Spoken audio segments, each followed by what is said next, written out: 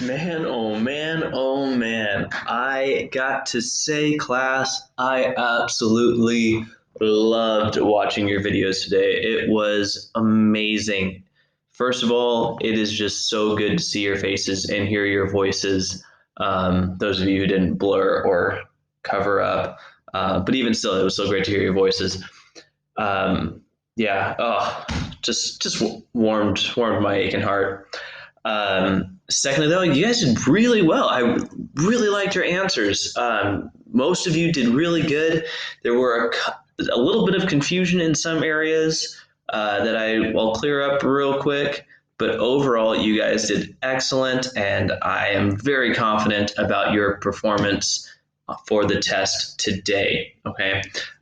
Couple of things, though, really quick about your practice test that you'll want to be careful on for today's actual test. Number one, be very careful, or just really make sure you hit home the how part. Okay, it's not just listing the adaptation, but you got to tell me how it helps it. That's actually kind of more important than just listing the actual adaptation. Okay. You can't just say what it helps with, you need to say how it helps. And the difference there is you could say a behavioral adaptation is slithering, and that helps it sneak up on prey. Okay, how does it help it sneak up on prey? All right. You got to tell me like the lack of footprints, the impacts on the ground help it sneak up on prey. That's the how. Okay. Um, you could tell me that the rattling is a behavioral adaptation, rattling at predators. Okay. And you can say it scares off predators. How does it scare off predators? Well, you would have to tell me that predators hear the rattle and they know, oh, shoot, that's from a deadly poisonous snake. I better gats to get up out of here. All right. And let me tell you from personal experience as a predator of rattlesnake, it works. I've heard it rattle several times, and every time it freaks me out, and I want nothing to do with that little rattlesnake. All right. So make sure you tell me how it helps, not just what it helps with, but how does it help? All right. Take that extra step. Also, guys, a lot of you are saying that rattlesnakes spit venom. Yeah, I don't think so. Cobras are the only snakes that actually spit venom. They inject it when they bite it. They shoot it into their prey, but they don't get that.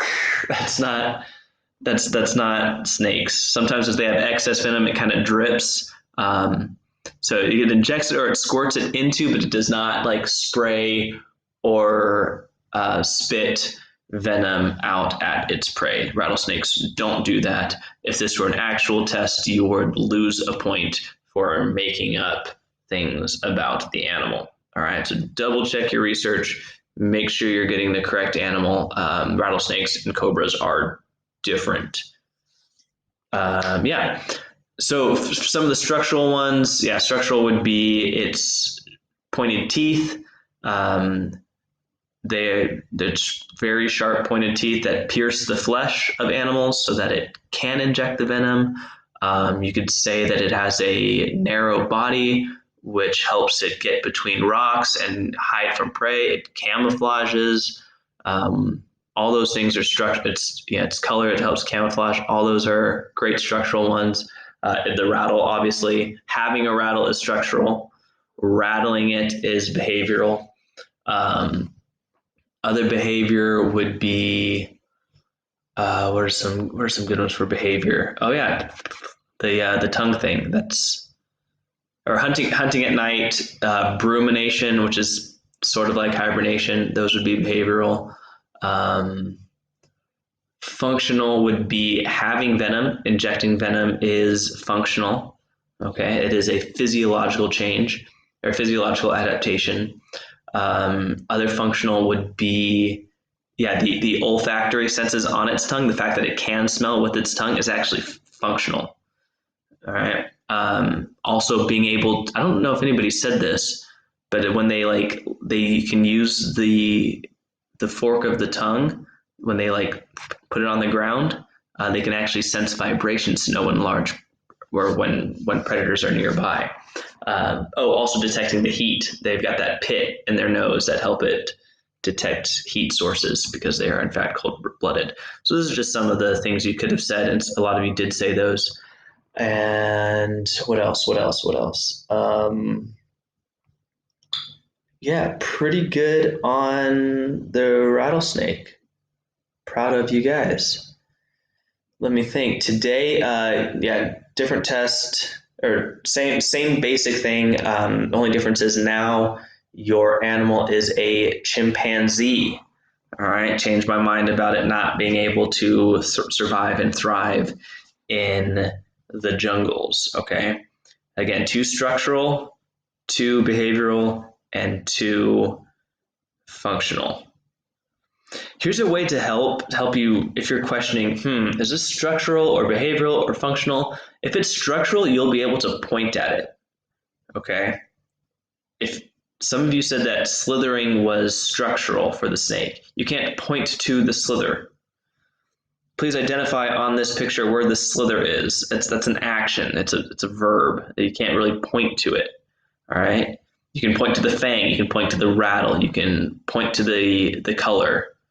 All right. So for the chimpanzee, if you tell me a structural adaptation, you need to be able to show it to me on a picture. I'm not asking you to show it to me, but you need to be able to do that. All right. If you can see it, if you can point to it and identify it on a picture, then it's probably structural. Behavioral, yeah, it's a verb. It's an action or inaction in the sense of hibernating. So like hunting at night, hibernation. Rattling a rattle. Those are all things that are behaviorals. Those are things that it does. Okay. And then functional, you can't really see it, but you know it's taking place. This would be like for us, our intelligence is a functional adaptation, our ability to problem solve and use tools. Sorry, I've got that commie cough. It's going around.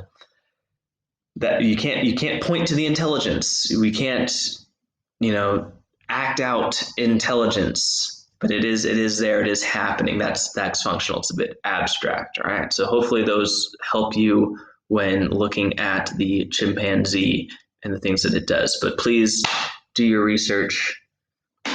Do your research before you do it. You have the opportunity to do research. You can use Google and other search engines like DuckDuckGo. You can use it, and I highly recommend that you do. Okay. In other news, normally on Thursdays we would have our class Zoom calls, but I think I'm gonna postpone that to Sunday. All right. So Sunday we'll have our Zoom. Oh wait, no, Sunday we've got the math test. Monday. So we'll go back to Monday. We'll have our weekly Zoom check-in call. Okay. Because I don't want to distract you from the test. I want you to focus on that for tomorrow and tomorrow and Sunday. All right. Let me know if you guys have any questions. You're awesome. I miss you. So glad I got to see your face. Can't wait to see it again tomorrow or today because it's later today and tomorrow. I'll grade them tomorrow. See you guys later. Bye.